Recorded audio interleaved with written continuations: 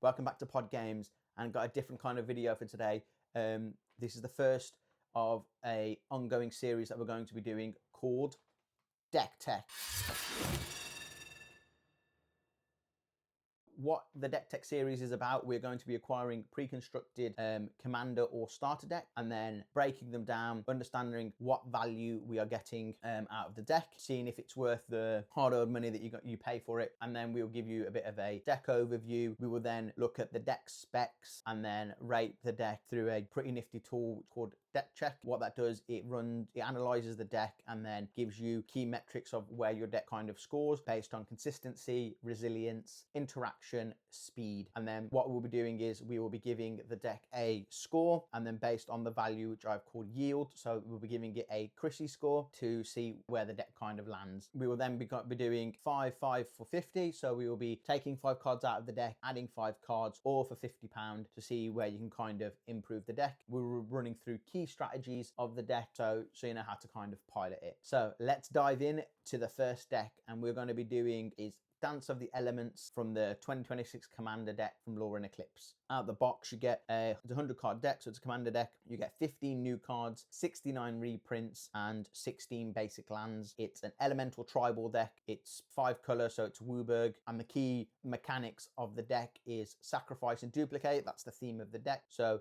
you'll be using the enter the battlefield abilities and evoke to kind of double trigger your enter the battlefield abilities. So what evoke does is you can cast a creature for its evoke cost, you sacrifice it as it enters, and then with the face commander Ashling allows you to pay Wooburg to kind of keep it, and you kind of get double triggers. So the key strategies is get Ashling out onto the battlefield, cast elementals for their evoke cost. Ashling creates hasty token copy so they can attack. You double your ETBs so that enter the battlefield triggers, and then swing with a huge army. Now let's go to the unboxing. Right, let's unbox this Lorwyn Eclipsed Commander deck, the Dance of the Elements. So theme behind the deck is summon huge elements, sacrifice, and duplicate. So I'm going to open up, see what's in the pack, value it, and see if it's worth what the price tag is on it.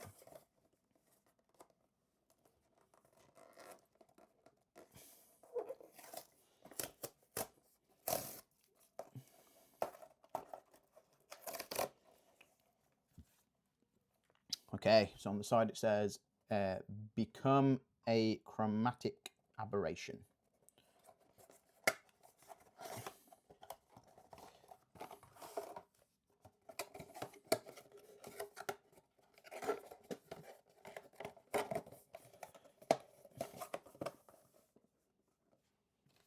And then usual, as you do in the commander deck, so these are 100 card decks, you get a cheeky little cardboard deck box, a Dance of the Elements, little info leaflet poster with Ashling the Limitless, which is the face commander, and then Massive Mysteries is the backup commander. Then the insert, find out about more local events, and then your tokens, which you can pop out, another picture of the commander, and then the deck itself. So let's unwrap this. Okay. So let's start with the face commander. So this is Ashling the Limitless. So she's a legendary, red legendary creature with Wooburg in her text box. So, and she has elemental spells you cast from your hand have invoke. So if you cast a spell for its evoke cost, it's sacrificed when it enters. Whenever you sacrifice a non-token elemental, create a token that is a copy of it. The token gains haste and until the end of the turn. At the beginning of your next end step, sacrifice it unless you pay Wooburg. So it's a 5 color commander. So, and then the backup commander is Massive Mysteries. So it's first strike, vigilance, and trample at the beginning of combat on your turn. Another target elemental you control gains myriad until the end of the turn. So myriad, when you attack, it creates copies of the attacking creature and then attacks each opponent.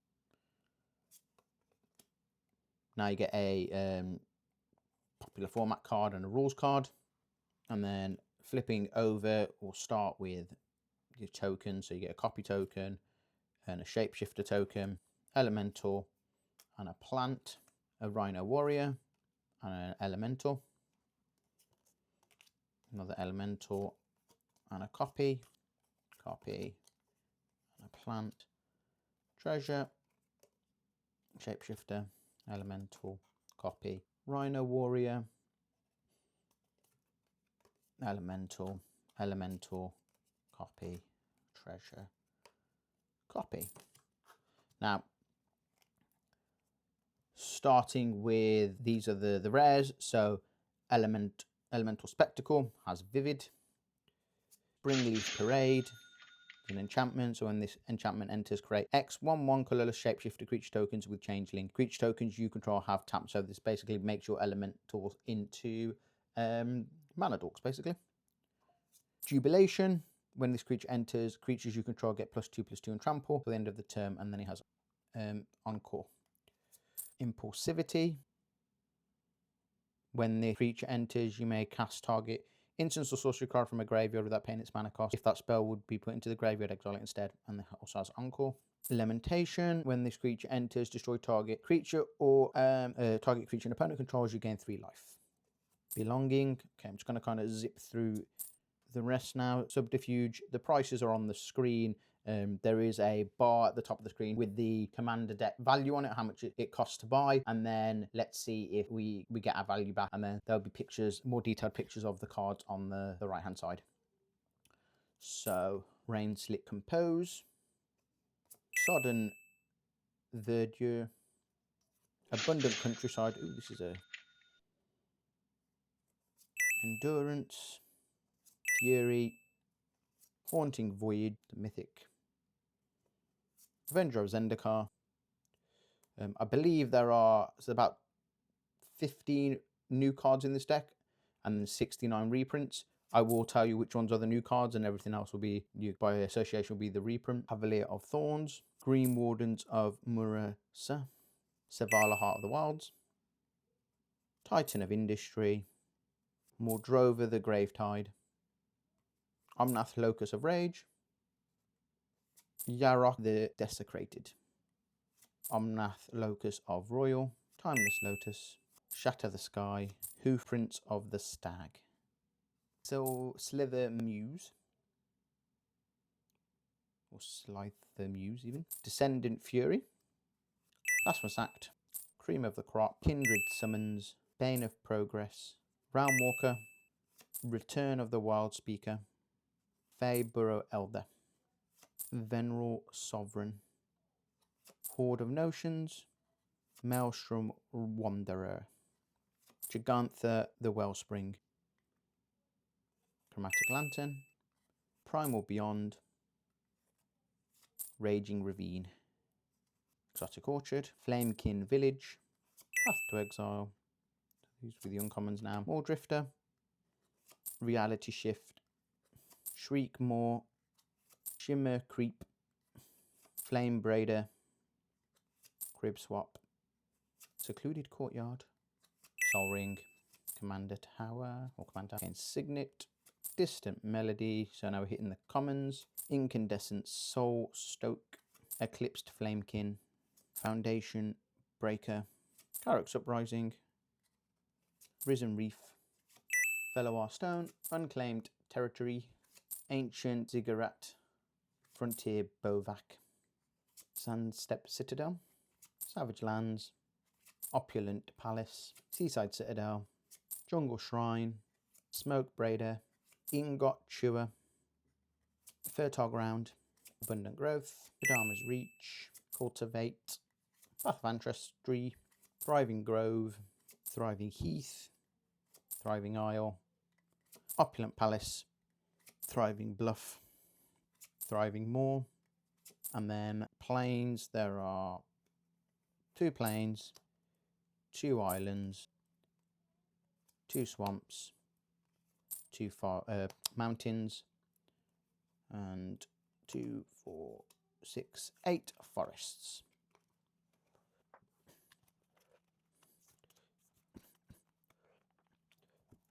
So that's the run through of the deck of the cards that are in the deck. So let's move on to the next section and check out the deck stats. Let's dive into the deck specs. Let's kick off with the converted mana cost. So the average mana cost of this deck is 4.25. This is contributed due to there being high volume of 5 and 6 drops. So there's about 13 5 drops and 9 6 drops. So it's quite higher mana cost. Generally, this is the case because elementals are quite expensive. And then there's a salt score of 0.29, which is how irritating the deck is to play against. So 0.29 isn't too bad. It's not demanding on your opponents to deal with. Now let's jump into Let's move on to the next section. So combos. So there are no combos in this deck. So it kind of firmly sits in that bracket 2 space. Moving on to the value breakdown. So the total value of this deck is 56.48. The split on that is reprints. So of the 69 reprints, £38.26 was from that. And then there were 15 new cards, which equated to a total value of £16.26. And then basic lands, there were 16, which equates to £1.60. So not too bad in terms of the card distribution. So this, because it's a elemental tribal, this is very much a creature heavy deck. So there's about 36 creatures, 24 spells. So these are your enchantments, artifacts, instants and sorceries, and 40 lands. In terms of mana distribution, it's heavy weighted on the green side. So ramp is very important in this deck. So 33% of your mana is green. And then it's 15% for blue and red, and then 11% for white and black. Now, diving into the Chrissy score. So the scores that it achieved are as follows. So it achieved 6 out of 10 for consistency. So the deck only has like 3 tutor points from Eclipsed Flamekin and 32 draw engine points, including burst draw from like Return of the Wild Speaker and the Commander Advantage. High draw compensates for the low tutor density, but the lack of targeted search keeps it from reliably accessing specific engines. And then due to being a tribal deck, there's a bit of redundancy there because there's 30 plus elementals, which provides a level of consistency that bumps up the score to about a 6. For resilience, it scored 4 out of 10. So the deck has no infinite combos, as we mentioned earlier, and relies on combat as its primary Wincon. Recursion pieces from Horde of Notions and then Haunting Voyage and Green Warden of Marassa is moderate but vulnerable to graveyard hate. So without the commander, the deck functions at roughly 60% capacity, so it reduces it to 5 due to its reliance on the commander. Interaction is a 5 out of 10. So the total interaction is 11 pieces. So you've got Path to Exile, Reality Shift, Crib Swap, Blasphemous Act, Shattered the Sky, Foundation Breaker, Ingot Chewer, Skirkmore, Bane of Progress, Lamentation Fury. So they're the 11 pieces with 0 counter spells and 0 free spells. So it makes you very susceptible to the spells being blocked due to counter spells. So it brings the score down to a 5. And the speed of the deck. So the deck generates 24 pieces of fast mana, includes your soul rings and your 4 rocks, and there's quite a few mana dorks in it. The average mana value of the deck is 4.25.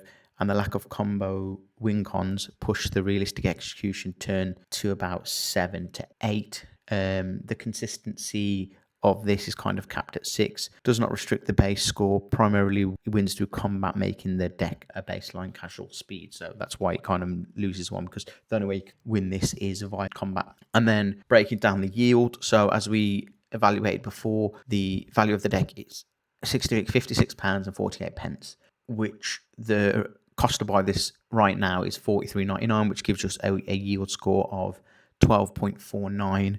So that'll give us a Chrissy score of 17.4, which is okay for a precon.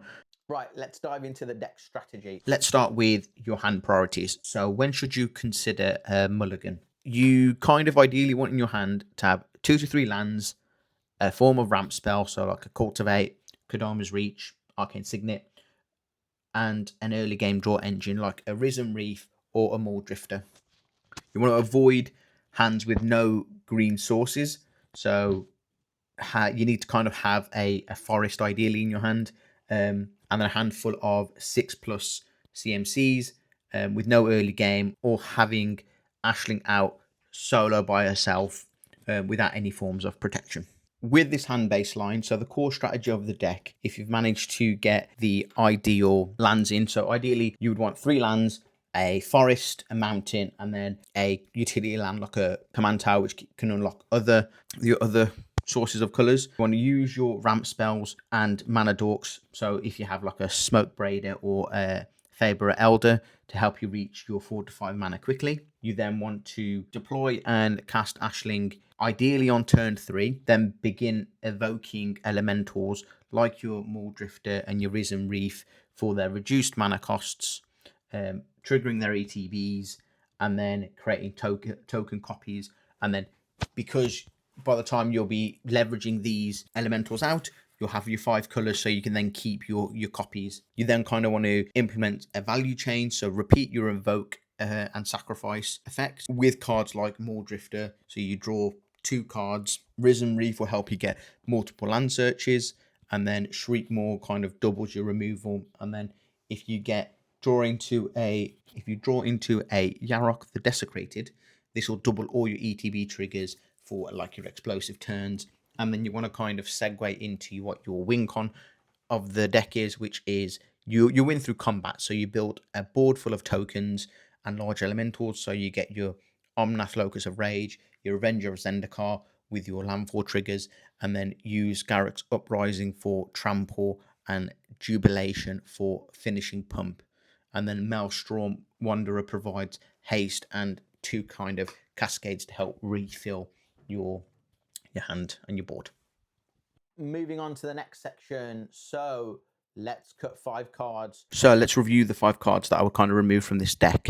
Areas that I kind of focus on is how can we kind of stabilize the mana base a little bit better, and then kind of splash in some extra levels of power for our additions. So first card that I'd cut is Fertile Ground.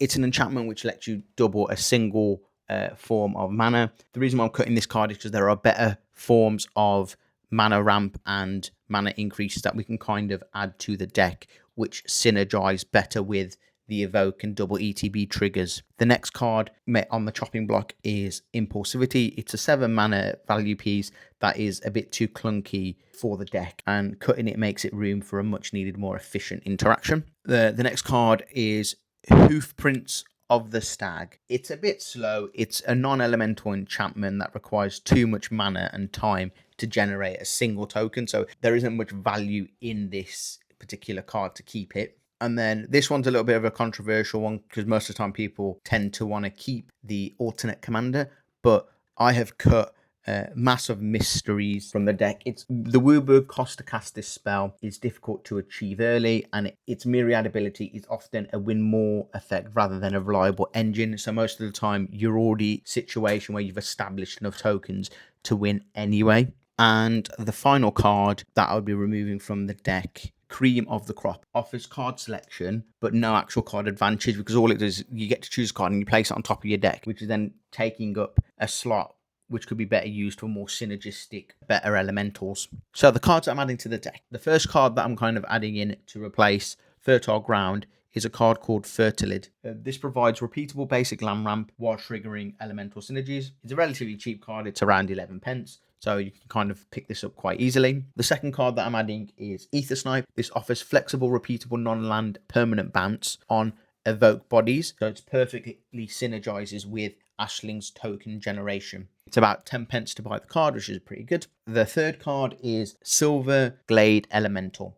Its ETB ramps a forest directly to the battlefield, providing crucial green mana fixing and a solid body for Ashling to kind of copy. This card, you can pick it up for about 60p. The next card is Animar Soul of Elements. So this is a little bit more of a spenny and a luxury pick, but it's a really good elemental to have. It provides protection from white and black, and whenever you cast a creature spell, you get to put +1/+1 counter on Animar, and then creatures spells you cast cost 1 less for each +1/+1 counter on Animar. It is a dear card to kind of pick up, but you can get it for about 22, 24. But yeah, it's a great little side engine to have in the deck, that if your Ashling ever gets bounced, you can still get your expensive elementals out by just stacking +1/+1 counters on Animar. And then the final card is Cavalier of the Night. It provides targeted creature removal and lifelink on solid elemental body, plus recursion for your smaller utility creatures when it dies, which is pretty good, which then allows you to kind of re-trigger Ashling's ability. This card, you can pick it up for about £10.55, so it's a bit more on the dearer side, but we have still kept under budget, so all these additions come to about $33.60, leaving you a bit of change to kind of go and look at editing the deck's mana base. If you want to know what you can do with your old cards, ones that you take out, then you can kind of jump in the description and follow my affiliate link to Card Trader and start selling cards yourself. If you want to have a look at any of the cards that are shown on screen, would you have them available to sell from Pod Games? So like, click on the links in the description, and you can kind of go and find and buy them. So yeah, so that's a wrap on this first deck tech episode. Dance of the Element is a value explosive deck with a high ceiling and a fun explosive playstyle. Stay tuned for the next deck tech episode. I'll be doing the other commander deck from Lorwyn, so I'll be doing the Blight's Curse commander deck, which is focusing all about -1/-1 counters. And let me know if there is any specific precon you want to see. Thanks for joining the pod, and please like, comment, and subscribe. Your feedback's always useful. See ya.